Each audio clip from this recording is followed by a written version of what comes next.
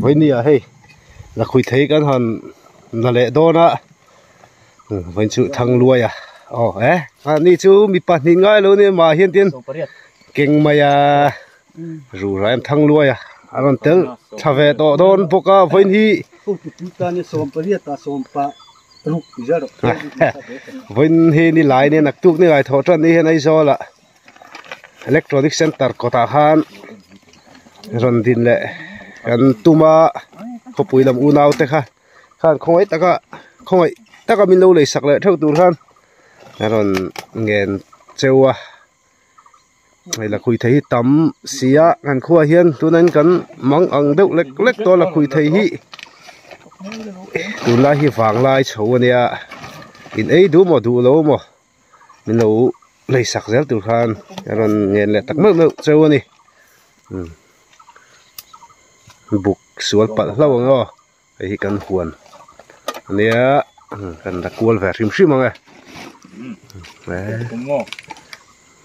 vài trên thùng hùn về bò chú này lấy thầy anh lăng lâu bò hình đất tâm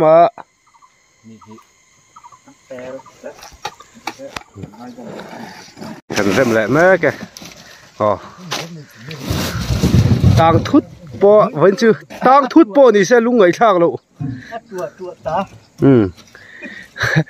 chùa lông có bắt tiếng hay trip cái cái mỏ sát vẫn bên cái lẽ ngã thiên gần là lọt dấu lẩu lúc tục là bên miền hay là tẩm lúc tục nu hậu hay tiền hay cắn là thầy tọ rì xí lô một to ra anh trip sen lẩu này hay nu hậu hay tụi nó cho cắt chùa lúc tục mình tì sạc về tay anh tì đều dễ là tiền bazar cái anh thèn thang bazar nu hậu in liền đều đục lẩu anh lẩu đu lên lò bóng chỉ liền phí đục lẩu hiện đùa lò bóng chỉ có rèm mé cả sàn phải cho còn chuộc lại mình mới thấy này nè cái chúng nó cho con ấy khác chứ chén sòng bạc rồi lọc bị khâu lò lọc phân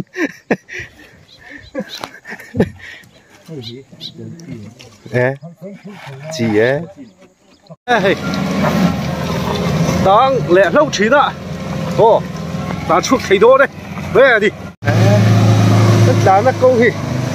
vốn giá của bạn ta chuộc dâu cái mà hả nó tuyết sặc ấy mà nó tụ xìm xìm là câu về đi sốt cá làm po hiền thành công thì chúng mình ngày tụ sặc đâu chịu ngay đi thì hay là khui thấy không ai giống như cái tắm xì rồi là cái háo tắc xì motor rồi tour box xì hả thảo cần buộc nuôi to hay hết trip nị na tụi này hay anh tỷ lệ mấy cả anh giấu là trap thôi đã thấy rồi nó phun bọc thì hiền thầy siêu học thay thế hi đen mấy lâu in